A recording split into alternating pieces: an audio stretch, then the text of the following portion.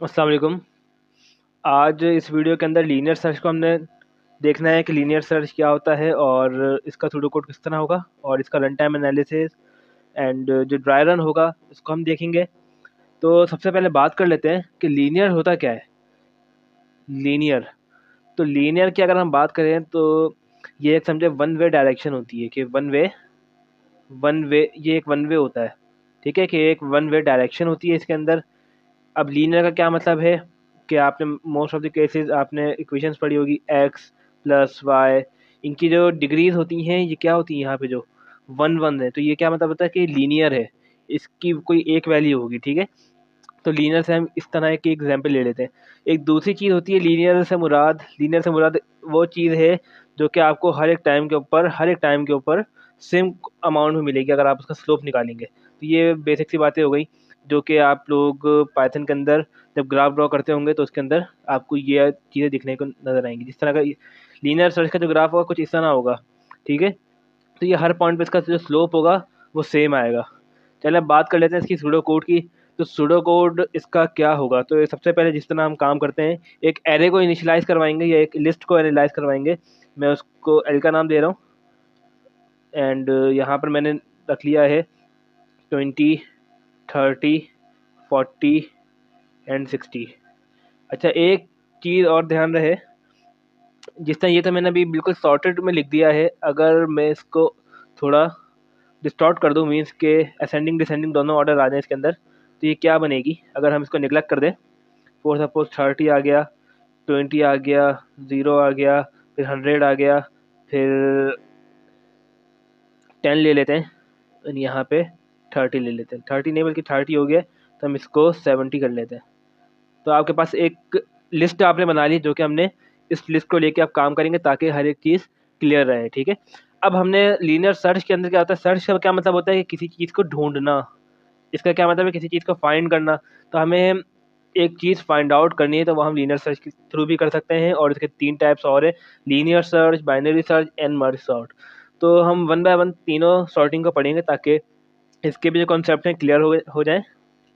तो चलिए स्टार्ट करते हैं हम लोग। तो हमें एक तो हमने जो लिस्ट है एरे है इनिशियलाइज करवा ली है। ठीक है, अब हम ऐसा करते हैं, अब एक अपना टारगेट एलिमेंट ले लेते हैं या जिसे हम टारगेट का नाम ले लेते हैं, टी का मैंने नाम दे दिया। फोर सपोज के हमें फाइंड आउट करना है यहाँ पर 100। ठीक है, कि हमने यहाँ पे क्या फाइंड आउट करना है, 100 फाइंड आउट करना है। तो अब मैं क्या काम करूँगा, अब आप लोग देखें जिस तरह हम करते हैं क्या, पहले हम जनरल फॉर्म नहीं बनाएंगे, पहले हम एक आइटरेशन के लिए काम करेंगे कि करना क्या चाहिए उस लूप को या उस कोड को। मैं चाह रहा हूँ कि जो ये वाला जो टारगेट एलिमेंट है वो कंपेयर हो, इफ़ जो टारगेट एलिमेंट है मैं चाह रहा हूँ कि ये कंपेयर हो जाए किसी ना किसी के साथ। ठीक है, तो यहाँ पे मैंने टी गलत लिख दिया है। फोर सपोज के मैं यहाँ पे ले लेता हूँ आई, इनकी पोजीशन ले लेता हूँ। तो यहाँ पे मैंने आई इसको मार्क कर लिया। ठीक है, इस लाइन को भी छोड़ें ज़रा। तो इसको मैंने यूं कर लिया, इफ़ जो आई है मेरे पास ये बराबर आ जाए किसके, टी के, कि जब ये वाला एलिमेंट किसके बराबर आ जाए, टी के बराबर आ जाए।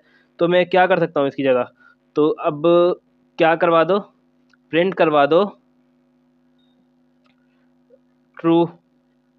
ठीक है, अदरवाइज एल्स क्या कर दो, आप मुझे दे दो प्रिंट नॉट प्रेजेंट या फॉल्स कर दें। ठीक है, कि फॉल्स रिटर्न हो रहा है कि मेरे पास ये वैल्यू उसके अंदर मौजूद नहीं है। तो फोर सपोज कि अब आई की वैल्यू आपके पास 1 है, तो 1 हुआ तो आपके पास 30 के बराबर है इसके टी के, तो आप देखेंगे नहीं। ठीक है, अब यही काम मुझे बार बार करना होगा तो मैं इसके लिए क्या कर सकता हूँ, एक सिंपल फॉर लूप लगा सकता हूँ जो कि मैं यहाँ लगा रहा हूँ। For loop I in range means कि अब आई इज इक्वल टू 1, जब हम सूडो कोड लिख रहे हैं तो आई इज इक्वल टू 1 से स्टार्ट होगा और कहाँ तक जाएगा, हमेशा n-1 तक चलता है लूप। कहाँ तक चलता है, n-1 तक लूप चलता है हमेशा। मीन्स कि हम n लिख लेते हैं क्योंकि जो हमारा कोड है सूडो कोड है तो हम इसको सूडो कोड की फॉर्म में लिखते हैं। तो 1 से चले कहाँ तक चले, n तक चले। और इन पाइथन के अंदर कहाँ तक चलता है, n-1 टाइम तक चलता है। तो चलिए स्टार्ट करते हैं अब इसको। तो ये हमारा था सिंपल सा एक सूडो कोड जो कि कितनी लाइन पर मुश्तमिल है, कि एक आपको टारगेट एलिमेंट जो कि आपको खुद देना है, ये हमारा कोड है बेसिकली। तो ये लाइन 1 समझें, ये लाइन 2, लाइन 3 एंड लाइन 4। ठीक है, तो बस इतना छोटा सा कोड है और इसका रन टाइम एनालिसिस भी आप देख सकते हैं कितने इजीली हो जाएगा। अब हम इसका ड्राई रन करके देख लेते हैं ताकि आपको ड्राई रन भी इजी लगे इसका, और काफ़ी इजी है इसका ड्राई रन।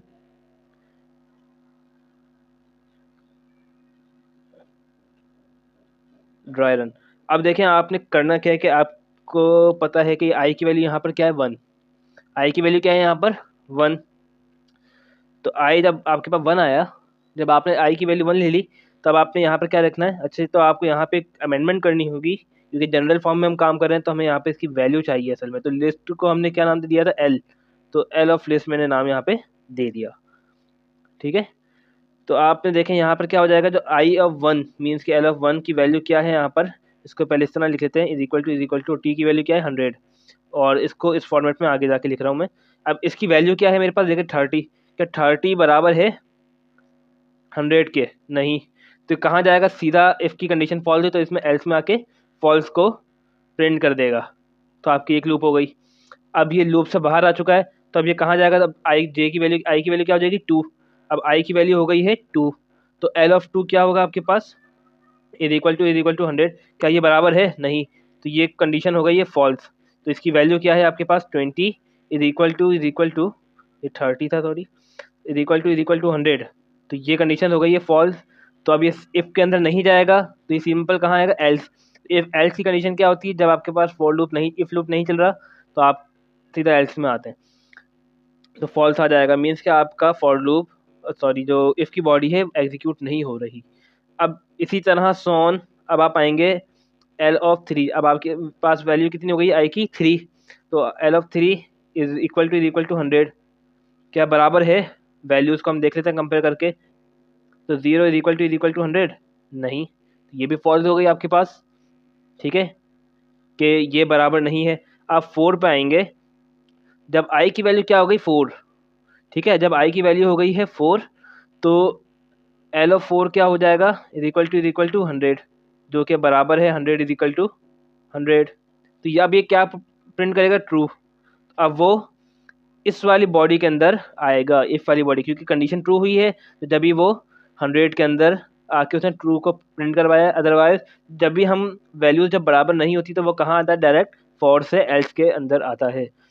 आई होप समझ आ गया होगा। अब देखें, अब ये स्टॉप नहीं होगा यहाँ पे आके, क्योंकि अभी हमने तो बार बार एग्जीक्यूशन करने, तो कहाँ तक चलेगा, ये एंड टाइम चलेगा। तो इसके लिए आपको क्या करना पड़ेगा, सिंपल, तो आपको अब आई की वैल्यू 5 तक चलेगी, तो एल ऑफ 5 क्या है आपके पास 100, तो ये कंडीशन भी फॉल्स है। ठीक है, तो 10 नॉट इक्वल टू 100, तो ये कंडीशन भी फॉल्स है, तो यहाँ पे फॉल्स मिलेगा। तो and so on I is equal to, जब आपके पास 6 हो जाएगी, आई इज इक्वल टू 6, तो आपके पास L of 6 not equal to 100, तो कि ये बॉडी भी नहीं चल रहेगी और आपके पास क्या मिल जाएगा, फॉल्स आ जाएगा। बट एक अच्छा सूडो कोड जनरेट करने के लिए आपको क्या चाहिए कि आपको जो टारगेट एलिमेंट आप दें, जो उसको पहले मिल जाए, आप जो कोड है वहाँ रुक जाना चाहिए। ठीक है, हम तो यही चाहेंगे कि जो भी नंबर फाइंड करे जो पहले इंडेक्स में आ जाएगा, बस वहाँ पे आके ये ब्रेक हो जाए, मीन्स के रुक जाए। तो इसके लिए एक अमेंडमेंट करनी पड़ेगी, वो क्या करनी पड़ेगी, जो प्रिंट है इसके बाद आप क्या लगाते हैं, ब्रेक। अब ब्रेक का काम क्या होता है, ब्रेक करता क्या है, ब्रेक असल में यहाँ पर आपकी जो फॉर लूप की बॉडी है इसको ब्रेक कर देता है। तो उसको मैं यहाँ अगर लिखूँ इन शॉर्ट नोट डाल के कि जो ब्रेक है, break is use to stop for loop. ठीक है, कि फॉर लूप को स्टॉप करने के लिए काम में आता है। तो अच्छा, अब यहाँ पर ब्रेक तो हमने बता दिया किस लिए इस्तेमाल किया जाता है, कि फॉर लूप को स्टॉप करने के लिए इस्तेमाल किया जाता है। चलिए अब एक मरतबा अपना सूडो कोड को देख लेते हैं, देन फिर हम रन टाइम एनालिसिस के ऊपर चलते हैं। तो अगर अब आप इसको देखें, टी इज इक्वल टू 100, ये आपने एक एरे सपोज किया हुआ है पहले से ही। ठीक है, अब आपने एक टारगेट एलिमेंट अपना सेट किया है जो कि आपने एज अ इनपुट और एज अ समझे आपने कोड के अंदर ही आपने इसको इनपुट कर दिया है कि टी इज इक्वल टू 100 है। अब आपने काम क्या किया है, एक जनरल फॉर्म में अब आपने एक लूप बनाई है जो कि स्टार्ट कहाँ से होगी, 1 से स्टार्ट होगी, कहाँ तक जाएगी, 1 से स्टार्ट होगी और कहाँ तक जाएगी, एन तक जाएगी, यहाँ तक जाएगी हमारे पास। ठीक है, एंड देन अब आप देखें, अब हमने एक कंडीशन लगाई है कि जो भी हमारी लिस्ट है अगर उसका पहला इंडेक्स बराबर हो जाए जो टारगेट एलिमेंट है, तो उसको प्रिंट करवा दो कि मौजूद है ये हमारे लिस्ट के अंदर और वहाँ पे ब्रेक लगा दो। ब्रेक का भी कंडीशन हमने देख ली, ब्रेक किस लिए इस्तेमाल किया जाता है, लूप को ब्रेक करने के लिए। मीन्स कि अगर फॉर सपोज यहाँ पे 100 होता पहले इसके अंदर, तो यहाँ पर आके ब्रेक हो जाता और ये एल्स वाली कमांड नहीं चलती और ना ये दोबारा लूप चलती। तो आपके पास सिंपल आंसर क्या आ जाता, जिस तरह आपका ये आंसर आया था i is equal to 4, I is equal to 4, तो L4 पे आके ये कमांड ट्रू होती और यहाँ पे अगर आगे ब्रेक होता तो ये जो आपके पास सूडो कोड है यहीं पे रुक जाता। फिर तो ये वाली जो एग्जीक्यूशन है ये नहीं होती अगर हम ब्रेक लगा के काम करते हैं। ठीक है, तो आपने ये चीज़ देखनी है। अगर आपने यहाँ पे प्रिंट के बाद आपने ब्रेक लगा लिया है तो आपका जब आंसर आ गया, इफ वाली कंडीशन चल गई, तो आपकी जो बाद वाली जो कंडीशन है I5 और I6 ये नहीं चलेंगी। ठीक है, आई होप क्लियर हो गया है। अब हम इसकी बात कर लेते हैं टाइम कम्प्लेक्सिटी की। बिल्कुल उसी तरीके से काम करना है और ये काफ़ी इजी है इसकी टाइम कम्प्लेक्सिटी निकालना। सबसे पहले तो हम क्या निकालते हैं, कॉस्ट निकालते हैं एंड देन टाइम। कुछ इसी तरीके से काम करते हैं हम लोग। ठीक है, अब जितनी भी लाइन ऑफ कोड्स हैं आपने उसको एक मरतबा लिख लेना है। एक मरतबा ये भी है तो मीन्स के C1, फिर फॉर लूप C2, C3, ये C4 एंड ब्रेक लगा लेते हैं C5 and C6 and C7। कुछ इस तरह का आपकी बनेगा 1 2 3 4 5 6 7। ठीक है, अब आपने इसकी टाइम कॉम्प्लेक्सिटी निकालनी है। तो देखें यहाँ पे एक ही फॉर लूप है और काफ़ी इजीली हो जाएगा हमारे लिए। अब जो चीज़ एक मरतबा एग्जीक्यूट होगी हम उसे एक मरतबा लिख लेते हैं। अब देखें मैंने यहाँ पे इसको लिस्ट को शामिल क्यों नहीं किया, क्योंकि ये तो हमने प्रिंट नहीं करवाना। ठीक है, ये तो हमने एक मरतबा इनिशियलाइज करवाई हुई। कोड तो असल में ये है जो कि हमने नंबरिंग से स्टार्ट किया हुआ। T=100 से लेकर यहाँ तक का कोड है हमारे पास। ठीक है, अब आपने जो T=100 है ये एक मरतबा एग्जीक्यूट होगा, क्योंकि हमने एक मरतबा कंप्यूटर को बताना है कि ये T की वैल्यू 100 है। अब आपने इसको कंपेयर करवाना है तो ये कितने मरतबा चलेगा, 1 टाइम चलेगा, एक ही मरतबा चलेगा। तो इसलिए मैंने क्या लिख दिया यहाँ पर, ये एक मरतबा चलेगा। अब आ जाते हैं फॉर लूप। और फॉर लूप के लिए देखें क्या होगा, जो फॉर लूप की जो कंडीशन होती है वो हमेशा ज़्यादा चलती है और जो बॉडी होती है वो कितनी टाइम चलती है, n टाइम। अगर आप लोगों को इस तरह समझ नहीं आया तो ये कितनी टाइम चलेगी, तो आप इसको यूँ लिख सकते हैं। फॉर सपोज कि आपने देखें आपने 4 बना लिया यहाँ पर। फॉर अगर जिसे समझना है i इज इक्वल टू 1 से कहाँ तक जाएगी, n तक। जब I 1 हुआ तो ये कहाँ तक चलेगी, अब आपने बिल्कुल इस यहाँ से देख लें 1 2 3 4 5 6, तो 6 टाइम चलेगी है। ठीक है, जब I की वैल्यू क्या हो गई है 1, और जब I की वैल्यू क्या हुई 2, तो ये कहाँ तक चलेगी 6 टाइम। मीन्स के n टाइम ही चल रही है। ठीक है, तब आप इसको काउंट करें। तो अगर आप इसको काउंट करेंगे और काउंट करके लिखना चाहेंगे तो क्या लिखेंगे, देखिए ये कितने टाइम चल रही है, 1 टाइम, 2 टाइम, 3 टाइम, 4 एंड ये 5 और ये 6। तो काउंट करें 1 2 3 4 5 6। मीन्स के ये एन टाइम ही रन हो रही है। और जो चीज़ रन होती है मुझे क्या कहते हैं, बॉडी। अगर मैं इसको थोड़ा सा और स्पेसिफाई करके लिख दूँ तो ये क्या बन जाएगा मेरे पास, देखें ये बॉडी, ये मेरे पास बॉडी है और ये कंडीशन है मेरे पास। अगर मैं इसको पुरानी वीडियो के साथ कंपेयर करूँ, ये वैसे ईजी है। डायरेक्ट आपने देखना है कि ये कितनी टाइम रन होगी, एन टाइम्स। जो इसकी बॉडी है, बॉडी क्या है मेरे पास, जो कि ये वाला पार्ट है पूरा का पूरा। ठीक है, एफ आ जाएगा और इसके अंदर एल्स आ जाएगा। तो ये कहाँ तक चलेगा, एन। ये कितना टाइम चलेगा, एन टाइम्स चलेगा। लेकिन जो कंडीशन होती है वो हमेशा इससे एक ज़्यादा चलती है। तो कंडीशन कितने टाइम चलेगी, इससे एक ज़्यादा टाइम चलेगी, एन से एक ज़्यादा, तो n+1 टाइम ये चलेगी। तो ये इसकी टाइम कॉम्प्लेक्सिटी थी और काफ़ी ईजी था निकालना। तो ये आपने टाइम कॉम्प्लेक्सिटी इसका निकाल लेना है। इसके अंदर कोई कंडीशन आपने ऐसी अप्लाई करनी थी जिसके ज़रिए से आपको टाइम निकालना मुश्किल होता। एन कैसे आया, अगर आप चाहते हैं कि आप इस तरीके से करें तो और भी अच्छी बात है।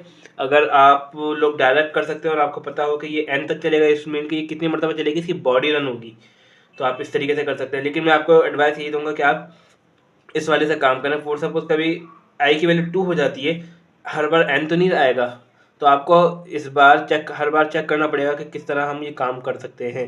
तो मैं मशवरा तो ये दूंगा कि आप इस तरह काम करें ताकि चेकर को भी समझ में आ जाए कि हाँ किसी ने काम किया है और समझ आ रहा है।